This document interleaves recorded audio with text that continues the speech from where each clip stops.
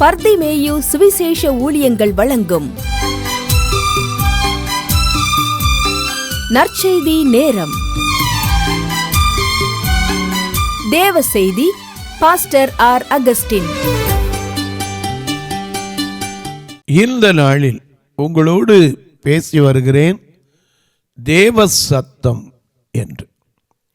முதல்ல உங்களுக்கு சொன்னேன், தேவ சத்தம் கேட்ட ஒரு மனிதனை குறித்து சொன்னேன், சாமுவேல். இரண்டாவது ஒரு மனிதனை சொன்னேன், யோனா என்கிற தீர்க்கதரிசி. எனக்கு அன்பானவர்களே, மூன்றாவது உங்களுக்கு சொல்ல போறேன், யாரை நான் அனுப்புவேன், யார் என் காரியமாய் போவார் என்று கேட்ட தேவ சத்தத்துக்கு செவி கொடுத்த ஒரு மனுஷன். அவன் பேர் ஏசாயா. உடைய வேதாகமத்தை எங்கே இருந்தாலும் சரி, தயவு செய்து தேடி கையில் எடுத்து உங்கள் வேதத்தை திருப்பிக் கொள்ளுங்க. ஏசாயா தீர்க்கதரிசியின் புஸ்தகத்திலே 6வது அதிகாரத்திலே 8வது வசனத்தை எல்லாரும் திருப்பி தேடி எடுக்கிற வரைக்கும் பாடுமா நீங்களும் நானும்?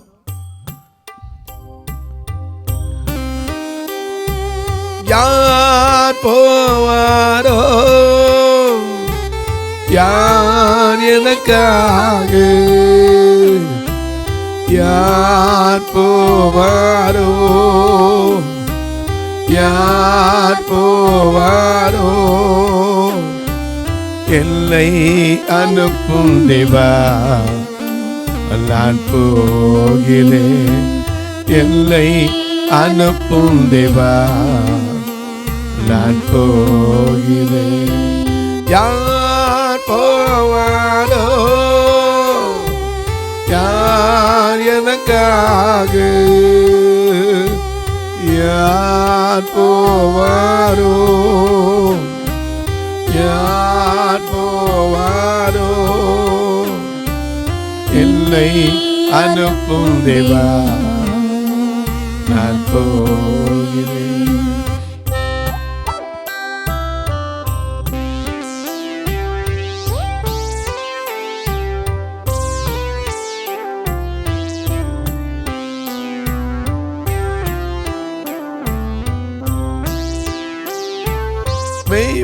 மெய்ப்பனில்லாத ஆட்டை போல் அலைந்திடும் மக்கள் முன்னே,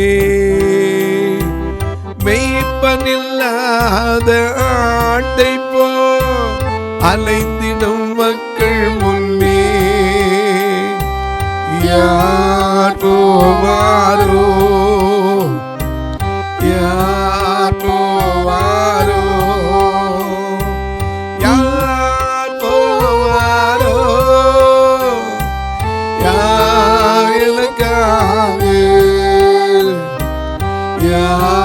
போவாரோ, யார் போவாரோ, என்னை அனுப்பும் தேவா, நான் போகிறேன். என்னை அனுப்பும் தேவா, நான் போகிறேன்.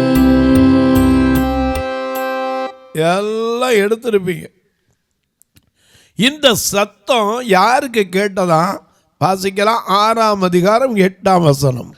பின்பு யாரை நான் அனுப்புவேன்? யாரு கேட்கிறா? கர்த்தர் கேட்கிறார். யாரை நான் அனுப்புவேன், யார் என் காரியமாய் போவார் என்று உரைக்கிற ஆண்டவருடைய சத்தத்தை கேட்டேன். அல்லேலூயா. ஆண்டவருடைய சத்தத்தை கேட்டேன். அதற்கு நான் இதோ அடியேன் இருக்கிறேன், என்னை அனுப்பும் என்றேன். இந்த சத்தம் கேட்டவன் யாரு? ஏசாயா. எந்த காலத்தில் கேட்டான்? இவனுக்கு தரிசனம் கிடைத்தது. இவனுடைய தரிசனம் எந்த காலத்தில் கிடைச்சது? இதை நீங்க அறியணும். ஆமா, 1ஆம் அதிகாரம் 1 வசனத்துல பாருங்க. முதல்ல ஏசாயா 1:1. ஆமோத்சின் குமாரனாகிய ஏசாயா யூதாவின் ராஜாக்களாகிய ஓசியா, யோதாம், ஆகாஷ், எசேக்கியா என்பவர்களின் நாட்களில் யூதாவையும் எருசலேமையும் குறித்து கண்ட தரிசனம். இந்த தரிசனம் எதற்கு ஆண்டவர் எங்கே எல்லாத்தையும் எழுதி வச்சிருக்கார். 4 ராஜாக்கள் காலத்தில் தீர்க்க தரிசனம் சொன்ன ஒரு மனுஷன் யாரு? ஏசாயா. அது மட்டுமல்ல, ஏசாயா என்றால் என்ன அர்த்தம்? The salvation of the Lord, Lord of salvation. Jehovah என்ற ரட்சிப்பு. ஆமா, Lord of salvation, அவருடைய ரட்சிப்பு. ஏன்னா தாய் பிள்ளைகளுக்கு பேர் என்னென்னமோ வைக்கிறாங்க. கன்னியாகுமரியில் வாயில் நுழையாத பேர்லாம் இருக்கு. ஏன்னா பார்த்தீங்கன்னா சரி, ஒவ்வொரு பேருங்களும் பார்த்தீங்கன்னா சில நேரம் நமக்கு என்னென்ன விளங்காது, அப்படிப்பட்ட பேர்களை வச்சுருப்பாங்க. ஆனால் இங்கே வச்சிருக்கிறான் பிள்ளைக்கு, அவனுக்கு எப்படி அந்த தகப்பன் தாய் தெரிஞ்ச கர்த்தர் எனக்கு பிள்ளையை கொடுத்துருக்கார். இந்த பிள்ளை எப்படி இருக்கணும்? The lord of salvation, salvation of the lord, ரட்சிப்பின் தேவன். அவனுக்கு பேரை எனக்கு கேட்குறதுக்கு அவ்வளோ அருமையாக இருந்துச்சு. இவன் கண்ட தரிசனம் என்ன? 4 ராஜாக்கள் காலத்திலே முதல் தரிசனம் கிடச்சி. அது யாராரு? முதலாவது சொல்றாரு ஓசியா, ஆகாஷ், யோதாம், அடுத்தவளை எசேக்கியா. ஏன்னா இந்த ராஜாக்களை குறித்தெல்லாம் நான் உங்களுக்கு சொல்லலை. ஆனாலும் 1-2 ராஜாக்களை குறித்து நீங்களே அறிந்திருக்கிறீங்க. இந்த ஒசியா யாருன்னா, ஒரு காலம் பலப்பட்டு இருந்தவன், பலப்பட்ட போது புத்தி கெட்டு போய் செய்யக்கூடாது செஞ்சவனு இந்த ஒசியா தான். இந்த ஒசியா எத்தனை வருஷம் அரசாண்டான் என்பதை நீங்கள் 2 நாளாகமத்தில் 25ஆம் அதிகாரம், 26ஆம் அதிகாரம் முதல் 2 வசனத்தை பாருங்க. 2 நாளாகமம் 26:1-2. அப்பொழுது யூதா ஜனங்கள் எல்லாரும் 16 வயதான உசியாவை அழைத்து வந்து, நல்ல கவனிங்க, 16 வயசுல இன்னைக்கு நம்ம ஊரில் என்ன செய்ய முடியும்? ஓட்டுரிமை கூட கிடையாது. 18 தான் என்ன உடுக்கு ஓட்டுரிமை. கார் ஓட்டனா கூட லைசன்ஸ் என்னது கிடையாது. ஆனால் நாட்டை ஆடுறதுக்கு எத்தனை வயசு அங்கே? 16 வயசு. 16 வயதான உசியாவை அழைத்து வந்து அவனை அவன் தகப்பனாகிய அமத்சியாவின் ஸ்தானத்திலே ராஜாவாக்கினார்கள். ராஜா தன் பிதாக்களோட நித்திரை அடைந்த பின்பு இவன் ஏலோதை கட்டி அதை திரும்ப யூதாவின் வசமாக்கி கொண்டான். சரி, உசியா ராஜாவாகிற போது 16 வயதாயிருந்து 52 வருஷம் எருசலேமில் அரசாண்டான். அப்படியே வச்சுக்கிட்டு 6ஆம் அதிகாரம் முதல் வசனத்துக்கு வாங்க. ஏசாயா 6ஆம் அதிகாரம் முதல் வசனத்தை. உசியா ராஜா மரணம் அடைந்த வருஷத்தில் ஆண்டவர் உயரமும் உன்னதமுமான சிங்காசனத்தின் இந்த 2வது காலிங்க எப்பதான் கிடைக்குது? ஓசியா ராஜா மரணம் அடைந்த 52 வருஷத்துல 26 வருஷம் தான் அவன் தீர்க்க தரிசனம் சொன்னான். அந்த 26 வருஷம் சொன்ன அதிகாரங்கள் மொத்தம் 5. 6ஆம் அதிகாரத்தில் ஓசியாவே இல்லை. எனக்கு கண்மர்கள், இந்த 5 அதிகாரத்தில் நீங்கள் படித்து பார்த்தீங்கன்னா, இது முற்காலத்தில் வேதத்தை எழுதும்போது எல்லாரும் அப்படி பிரித்து 1ஆம் அதிகாரம் 1ஆம் வசனம், 2ஆம் அதிகாரம் 2ஆம் வசனம் இப்படிலாம் எழுதலை. ஒரே மாதிரி தான் என்ன செஞ்சாங்க? எழுதியிருந்தாங்க. பின்னாடி வந்தபோது அந்த வேதத்தை பிரித்து எழுதும்போது 66 அதிகாரங்களாக என்ன செஞ்சு மாறிச்சு. வேதத்தில் இருக்கிற 66 புஸ்தகங்களுக்கு ஈக்குவலாக இது மாறிச்சு. ஏன்னா இப்போ இந்த 39 பழைய ஏற்பாட்டில் இருக்கக்கூடிய அது எத்தனை? 39. இந்த 39 அதிகாரத்தில் முடியும் போது வேதாகமத்தில் கடைசி பழைய ஏற்பாட்டினுடைய கடைசி அதிகாரம் கடைசி வசனத்தை பார்த்தீங்கன்னா, இங்கே முடியும் போது தமிழ் வேதாகத்தில் அப்படி இல்லை. ஆனால் ஆங்கில வேதாகமத்திலேயோ அல்லது எபிரேய மொழியிலோ நீங்கள் பார்ப்பீர்களானால் சாபம் என்று தான் முடிகிறது. ஆனால் 40ஆம் அதிகாரத்தை ஆரம்பிக்கும் போதே ஏசாயா தீர்க்கதரிசி எப்படி ஆரம்பிக்கிறார் பாருங்க. 40ஆம் அதிகாரம் முதல் வசனத்தை பாருங்க. என் ஜனத்தை ஆற்றுங்கள், தேற்றுங்கள், எருசலேமுடன் பட்சமாய் பேசி அதன் போர் முடிந்தது என்றும் அதன் அக்கிரமம் நிவிர்த்தி ஆயிற்று என்றும் அது தன் சகல பாவங்களின் நிமித்தமும் கர்த்தரின் கையில் இரட்டிப்பாய் அடைந்து தீர்ந்தது என்றும் அதற்கு கூறுங்கள் என்று உங்கள் தேவன் சொல்லுகிறார். இவன் ஒரு தீர்க்கதரிசியானா? நல்ல தீர்க்கதரிசிதான். எனக்கு அன்பான இந்த ஏசாயா தீர்க்கதரிசிக்கு தரிசனம் கிடைத்தது. இந்த ஒசியா ராஜா எப்படி இருந்தான்? 26ஆம் அதிகாரத்தில் நீங்கள் பார்ப்பீர்களானால் அவனை குறித்து எழுதப்பட்டிருக்கிறது. அவன் 52 வருஷம் அரசாண்டான். ஆனால் அவன் தேடின நாட்களில் அவனுக்கு கர்த்தர் என்ன செய்தார்? காரியங்களை வாய்க்க செய்தார். 4ஆம் வசனத்திலிருந்து வாசிங்க பார்க்கலாம். அவன் தன் தகப்பனாகிய அமத்சியா செய்தபடியெல்லாம் கர்த்தரின் பார்வைக்கு செம்மையானதை செய்து தேவனுடைய தரிசனங்களில் புத்திமானாயிருந்த சகரியாவின் நாட்களிலும் தேவனை தேட மனதிறங்கி இருந்தான். அவன் கர்த்தரை தேடின நாட்களில் தேவன் அவன் காரியங்களை வாய்க்க செய்தார். இன்னைக்கு சொல்றோம், கர்த்தரை தேடுங்க. கர்த்தரை தேடுனா உங்க காரியம் என்ன செய்யும்? வாய்க்கும். ஏன்னா நம்ம பாரும்ல, கர்த்தரை நம்பிய ஜீவிப்போம், கவலை கஷ்டம் தீர்ந்திடும், கைவிட காத்திடும் பரமனில் கரல்களை நாம் பற்றிக் கொள்வோம், கைவிட காத்திடும் பரமனில் கரல்களை நாம் பற்றிக் கொள்வோம்.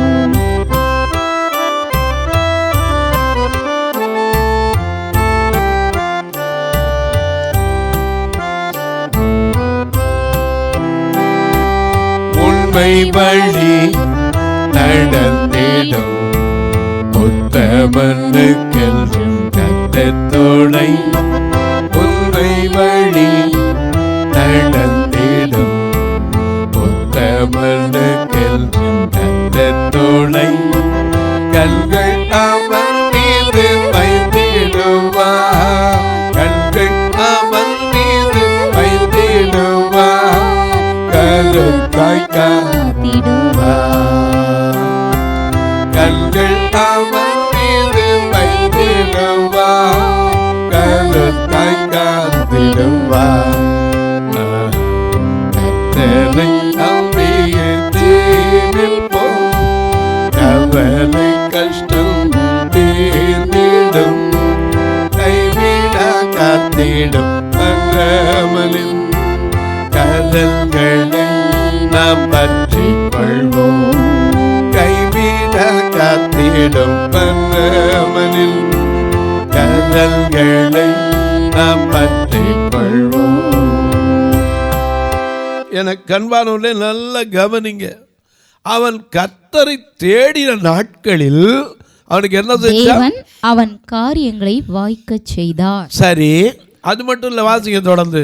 அவன் புறப்பட்டு போய் பெலிஸ்தரோடு யுத்தம் பண்ணி காத்தின் அலங்கத்தையும் யப்னேயின் அலங்கத்தையும் அஸ்தோத்தின் அலங்கத்தையும் இடித்து போட்டு, எவ்வளவு அரிய காரியங்கள்லாம் செய்தான். இடித்து போட்டு அஸ்தோத் நாட்டிலும் பெலிஸ்தருக்குள்ளும் பட்டணங்களை கட்டினான். பெலிஸ்தரையும் கூர்பாகாலிலே குடியிருக்கிற அரபியரையும் மெகுனியரையும் வெல்ல தேவன் அவனுக்கு துணை நின்றார். அவனுக்கு காரியம் வாய்த்தது மட்டுமல்ல, தேவன் அவனுக்கு துணை நின்றார். அம்மோனியர் உசியாவுக்கு காணிக்கைகளை கொடுத்தார். அது மட்டுமல்ல, இவனை தேடி காணிக்கையே வந்துச்சு. அவனுடைய கீர்த்தி எகிப்தின் எல்லை மட்டும் பெருகினது. அவன் மிகவும் பலம் கொண்டான். அதுதான் பிரச்சனை. என்னைக்கும் பாருங்க, மனுஷனுக்கு எப்பவுமே நிறைய வந்துருச்சுன்னா புத்தி என்ன செய்யாது? இருக்க விடாது. அவன் பலப்பட்ட போது என்ன நடந்தது? 15 வாசிங்க. கோபுரங்கள் மேலும் கோபுரங்கள் மேலும் அலங்கு கோடிகள் மேலும் நின்று அம்புகளையும் பெரிய கற்களையும் பிரயோகிக்கிறதற்கு நிபுணரான தொழிலாளிகள் கற்பித்த யந்திரங்களையும் அவன் எருசலேமில் உண்டாக்கினான். அப்படியே அவன் கீர்த்தி வெகு தூரம் பரம்பிற்று. அவன் பலப்படும் மட்டும் ஆச்சரியமாய் அவனுக்கு அனுகூலம் உண்டாயிற்று. அவன் பலப்பட்ட போது அதுதான் துணை நின்றார், அனுகூலத்தை கொடுத்தார், காரியங்களை வாய்க்க செய்தார். ஆனால் அவன் பலப்பட்ட போது என்ன செய்தான் தெரியுமா? தனக்கு கேடு உண்டாக மட்டும் அவனுடைய மனம் மேட்டிமையான். அதுதான் பிரச்சனை. மேட்டிமை வந்துடவே கூடாது, எவ்வளவு உயர்ந்தாலும் சரி. இன்னைக்கு சிலர்லாம் சொல்லுவாங்க, பிரதர் நல்லா இருக்கு வசனம் வாங்க. நான் அப்படியாம ஏன் தெரியுமா? நம்மளா பேசுகிறோம், அதை மறந்துடணும். அவரில் பேச வைக்கிறாரு. ஏன்னா அவர் நமக்கு எதை பற்றியும் சொல்லியிருக்காரு. நீ போகும்போது எதை குறித்து என்ன செய்யாத, கவலைப்படாத. அங்கே உனக்கு என்ன செய்யப்படும்? அருளப்படும். என்ன பேசணும், என்ன சொல்லணும், அது உங்களுக்கு சொல்லப்படும் இருக்கார். நாம் போய் நான் பேசுனேன்னு சொன்னால், நான் பேசுகிறேன் என்னத்தை பேசுவேன்? உட்காந்து அடுத்தவனை பற்றி புறணி தான் பேசியிருக்க முடியும், அடுத்தவனை பற்றி குறை தான் சொல்லியிருக்க முடியும். அவர் பேசினான். அவர் பேசுகிற தெய்வம், பேசும் தெய்வம். நீர் பேசாத மண்ணோ மரமோ கல்லோ அல்லன்னு ஒரு பாட்டு உண்டு அந்த காத்தில். ஏன்னா பேசுகிற தெய்வம். அவர் என்ன பேசுவார்? ஏழை நெஞ்ச அமைதி வர என்ன கூறுவார்னு பாடினாங்க. அவர் பேசுவார். இங்கே அவன் பலப்படும் மட்டும் அவனுக்கு ஆண்டவர் அனுகூலங்களை வாய்க்க செய்தார். அவன் காரியம் வாய்த்தது, கீர்த்தி நாடெல்லாம் பரவுச்சு.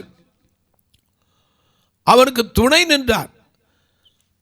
அவன் பெரிய காரியங்களை செய்தான். ஆனா பலப்பட்ட போது தனக்கு கேடுண்டாக அவனுடைய மனம் மேட்டிமையாகி தன் தேவனாகிய கர்த்தருக்கு விரோதமாக மீறுதல் செய்தான். நாம பாடுறோம்ல, நாம எத்தனை நேரங்களில் பாடுறோம் ஆண்டவர்கிட்ட. நாம பாடும்போது மனம் வந்து பாடுவோம். என்ன பாடுவோம்? நான் பாபம் செய்தேன், உம்மை நோகச் செய்தேன். நான் பாபம் செய்தேன், உம்மை நோகச் செய்தேன். உம்மை தேடாமல் வாழ்ந்தேனையா, உம்மை தேடாமல் வாழ்ந்தேனையா. என்னை வல்லனியும் இந்த ஒரு விசை இயேசுவே என் தெய்வமே, மனமிதங்கும் மனம் இதழ்கிலே மறுவாழ்வு தருகிறே. மனம் இதழ்கிலே மறுவாழ்வு தருகிறே. ஐயா மறுவாழ்வு தருகிறே. வேறொரு ஆசையில்ல இயேசுராஜா, உம்மை தவிர, உம்மை தவிர. இவனுக்கு கேடுண்டாகிறதுக்கு மனம் மேட்டிமையாயிடுச்சு. என்ன பண்ணா படிச்சு பார்த்தீங்கன்னா, அவன் பலப்பட்ட போது ஆசாரியர்கள் தவிர தன் தேவனாகிய கர்த்தருக்கு விரோதமாக மீறுதல் செய்து தூபபீடத்தின் மேலே தூபம் காட்ட கர்த்தருடைய ஆலயத்திற்குள் பிரவேசித்தான். ராஜா வேலையை தான் பார்க்கணும். ஆசாரியன் வேலை என்ன செய்யக்கூடாது? பார்க்க கூடாது. ஆனா இவன் ஆலயத்துக்குள்ள போனது மட்டும் தப்பு இல்லை. தூப கலசத்தை பிடித்தால் அங்க சொல்லப்பட்டது, எச்சரிக்கப்பட்டது. ஆசாரியனாகிய அசரியாவும் அவனோட கூட கர்த்தரின் ஆசாரியரான பராக்கிரமசாலிகளாகிய 80 பேர் அவன் பிறகே உட்பிரவேசித்து ராஜாவாகிய உசியாவோடு எதிர்த்து நின்று, உசியாவே கர்த்தருக்கு தூபம் காட்டுகிறது உமக்கு அடுத்ததல்ல, தூபம் காட்டுகிறது பரிசுத்தமாக்கப்பட்ட ஆரோனினுடைய குடும்பத்தாராகிய ஆசாரியருக்கு உரியது. பரிசுத்த ஸ்தலத்தை விட்டு வெளியே போம், மீறுதல் செய்தேன்னு சொல்லப்பட்டது. ஆனா கேட்டாங்களா? இன்னைக்கு நமக்கு அப்படித்தான் சொல்லப்படுது. ஏன்னா திறவுண்ட வாசல், திறவுண்ட வாசல் அடைபடும் முன் நொறுங்கொண்ட மல்லதா முன் செல்வோர் யார்? திறவுண்ட வாசல் அடைபடும் முன் நொறுங்கொண்ட மல்லதா முன் செல்வோர் யார்? நாட்கள் கொடியதாய் மாறிடுதே, காலத்தை ஆதாயம் செய்திடுவோம். நாட்கள் கொடியதாய் மாறிடுதே, காலத்தை ஆதாயம் செய்திடுவோம். திறவுண்ட வாசல் அனைவனும் முன்னே நொறுங்குண்ட மனதாய் உன் செல்வோர் யார்? இங்க முன்னாடி தேவையெல்லாம் போய் நின்னான். எல்லாரும் சொன்னாங்க, ஐயா இது உமக்கு லபிக்காது, இது லவியாது, இது வாய்க்காது, நீர் செய்யக்கூடாது. உடனே இவர் கோபத்தோட தூப கலசத்தை கையில் பிடிச்சான். கையில் பிடிச்சதுனால என்ன ஆச்சு? நெத்தியில குஷ்டம் வெளிச்சது. உடனே கர்த்தர் தன்னை அடித்தாருங்கிறது அவனுக்கு தெரிஞ்சு தானும் வெளியே போக தீவிரப்பட்டான். அவன் ஆசாரியர்கள் என்ன செய்தாங்க? வெளியே கொண்டு வந்தாங்க. ஆனா கடைசி வரைக்கும் அவனுடைய வாழ்க்கையில பாத்தீங்கன்னா ஒரு தனி வீட்டிலே குஷ்டரோகியாய் வாசம் பண்ணினான். இந்த ஓசியா ராஜா காலத்துல இருந்தவ யாரு? ஏசாயா. இந்த ஏசாயா சாதாரண ஆள் இல்லைங்க. இந்த ஓசியா ராஜா 26 வருஷம் தான் தீர்க்கதரிசனம் சொன்னான். அவன் இருந்த காலம் எப்படிப்பட்டதுன்னீங்கன்னா பாருங்க, ஒரு சின்ன காரியத்தை உங்களுக்கு சொல்ல, ஏன்னா நேரம் முடிஞ்சு போச்சு. 2ஆம் வசனத்தை பாருங்க. ஏசாயா 1ஆம் அதிகாரம் 2ஆம் வசனம். வானங்களே கேளுங்கள், பூமியை செவிகொடு, கர்த்தர் பேசுகிறார். அப்படிப்பட்ட சத்தமிட்டு சொல்லக்கூடிய நேரம். வானங்களை கேளுங்கள், பூமியை, சகலருக்கும் சொல்லப்பட வேண்டிய ஒரு கொடிய காலத்தில் தான் அவனுக்கு தரிசனம் கிடைச்சது. தொலைக்காட்சியில் பார்க்கிற என் அன்பு மக்களே, இந்த நிகழ்ச்சியை நாள்தோறும் பார்க்குறீங்க, கேட்குறீங்க, நல்ல பரவசம் அடைகிறீங்க, ரொம்ப நல்லது. கேட்பதோடு விட்டுறாமல் ஒரு வார்த்தை ஜெபம் பண்ணுறீங்களா? இந்த நிகழ்ச்சி தொடர்ந்து வருவதற்காக, இதன் தேவைகள் சந்திக்கப்படுவதற்காக. அது மட்டும் இல்லை, எனக்கு அன்பானவர்களே, நல்ல கவனிங்க. இந்த ஊழியம் முற்றிலும் பார்வையற்ற மக்கள் திருச்சபை. இதில் வர்ற காணிக்கையை வச்சு ஒன்றும் செய்ய முடியாது. ஒரு கரண்ட் பில்லு கூட கட்ட முடியாது. ஏன்னா அந்த மக்களே நல்ல வேலை இல்லாமல் சாலையிலும் வீதிகளிலும் நிற்கிறவர்கள். சிலருக்கெல்லாம் ஒரு இடத்த விட்டு ஒரு இடம் கூட போக முடியாத மக்கள். சிலர்லாம் நாங்கள் உள்ளே தங்க வச்சுருக்கோம். அவங்களாம் வந்து பார்த்தீங்கன்னா வேறு எங்கேயும் போக மாட்டாங்க, அங்கேயே உட்காந்துருப்பாங்க, சாப்பிடுவாங்க. அக்கா என்ன பண்ணுறது? அவர்களும் ரட்சிக்கப்படணும். இன்னும் ஒரு அறை கட்டப்படணும். திருநெல்வேலிலாம் ஆட்கள் நிறையா இருக்குது, இடம் பத்தலை. இன்னொரு ரூம் கட்டணும். இன்றைக்கு வரைக்கும் முடியல. மதுரையில் பெண்களுக்காக வச்சுருந்தோம். அதில் மேலே அந்த மேலே அந்த ஹாஸ்பிட்டல் அதெல்லாம் உடஞ்சி போய் இன்னும் மாற்ற முடியாமல் அதுக்கு இப்போ வயசானவங்கள கூட வைக்க முடியல. ஆண்டவர் ஏவினால் நீங்களும் தாங்கலாம். ஆனால் கட்டாயமல்ல, விசனமாக இல்லை. இன்னும் சொல்லப்போனால் வர்ற மாதம் கிறிஸ்மஸ் மாதம். எல்லா இடத்துக்கும் நன்மை செய்யறதுக்கு உங்களுக்கு வரிசையாக கவர் வந்து விழுந்துக்கிட்டே இருக்கும், நோட்டீஸ் வந்து விழுகும். நல்லா கவனிங்க. நான் ஒரு கவரும் யாருக்கும் அனுப்பி கட்டாயப்படுத்தினதில்லை, கட்டாயப்படுத்த போகிறதும் கிடையாது. ஏன்னா ஆண்டவருக்கு செய்கிறதுக்கு அவங்கவுங்களுக்கே தெரியும் எப்படிப்பட்ட கிறிஸ்மஸ் என்று சொன்னாலே நன்மை செய்கிறது. அதான் எல்லாருக்கும் தெரிஞ்ச காரியம். அதனால் இதை போய் எனக்கு இவ்வளோ இருக்குது, அவ்வளோ தேவை இருக்குது நான் சொல்ல, நீங்களே வந்து பார்க்கலாம், ஒன்றும் தப்பு கிடையாது. கர்த்தர் ஏவினால் நல்ல உணவு கொடுக்க உதவலாம், உடை கொடுக்க உதவலாம், ஊன்றுகோல் கொடுக்க உதவலாம், கட்டுமான பணிக்கு உதவலாம். பார்வையற்றோர் மரித்தா கூட சொந்தக்காரனுக்கு கை நீட்ட மனசோட இதுக்கு உதவலாம். அது மட்டும் இல்லை, உங்கள் ஜெபக்காரியம் எது இருந்தாலும் காலை 10லேருந்து 5க்குள்ளே சொல்லலாம். எப்படி பிரதர் உதவன்னு கேட்பீங்க. இதில் 2 நம்பர் வந்துக்கிட்டே இருக்கும், ஜிபே, ஃபோன்பே. அது வழியாக நீங்கள் தொடர்பு கொள்ளலாம். ஒருவேளை ஐயா நான் கணக்கு வைக்கிறதுக்கு ஏதாவது வழி இருந்தால் அது வழியாக சொல்லுங்கள், நான் செய்யணும்னு நினைக்கிறேன்னா என்கிட்ட கேளுங்க, உங்களுக்கு சொல்கிறேன். அதில் தொடர்பு கொண்டீங்கன்னா நிச்சயமாக உங்களுக்கு அதற்கான வழிகளையும் பண்ணி தருவோம். இப்போ உங்களுக்காக ஜெபிக்கட்டுமா? நல்ல பிதாவே, நன்றியோடு துதிக்கிறோம் சுவாமி. தர்மையான நாளிலே யாரை நான் அனுப்புவேன் என்று அங்கலாய்த்த அந்த நேரத்தில் ஏசாயா என்னை அனுப்பும் என்றானே. இந்த ஏசாயா யார்? இரத்த சாட்சியாய் மரித்தவன். மனாசே 15 வருடம் கூட்டிக் கொடுத்த எசேக்கியா பெற்ற மனாசே ஏசாயாவை வாளால் 2ஆக அறுத்து போட்டப்பட்டவன். அந்த இரத்த சாட்சியாய் மரித்த ஏசாயா சொன்னான், என்னை அனுப்பும் ஆண்டவரே. இன்னைக்கு நமக்கும் சத்தம் கேட்குது. எத்தனையோ அழிந்து கொண்டிருக்கிற ஆத்துமாக்கள் இன்னைக்கு தேசத்தில் இருக்கு. நாம் அவருக்காக என்ன செய்திருக்கிறோம்? அந்த சத்தம் உங்களை தட்டி எழுப்பட்டும்.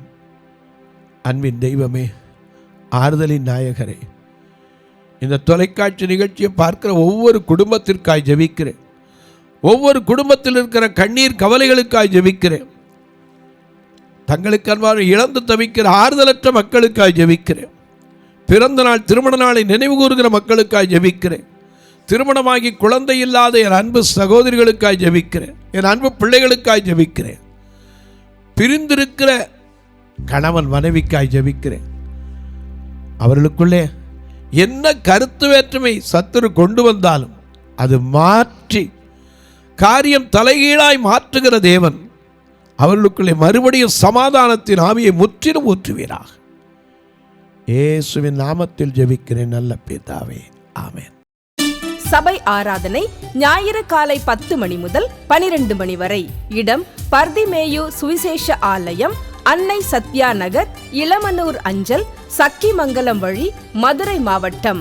பின்கோட் 625201 மற்றும் பர்திமேயு சுவிசேஷ ஜெப வீடு, flat number 107, Eden garden, Muthur, Tirunelveli. Pin code 627011. சிறப்பு உபவாச கூட்டம் ஒவ்வொரு மாதமும் 2வது சனிக்கிழமை காலை 10 மணி முதல் 1 மணி வரை நாகர்கோவில் YMCA ஹாலில் வைத்து நடைபெறுகிறது. மற்றும் ஒவ்வொரு மாதமும் 4வது சனிக்கிழமை காலை 10 மணி முதல் 1 மணி வரை திருநெல்வேலி புதிய பேருந்து நிலையம் அருகில் உள்ள கிரேஸ் ஹாலில் வைத்து நடைபெறுகிறது.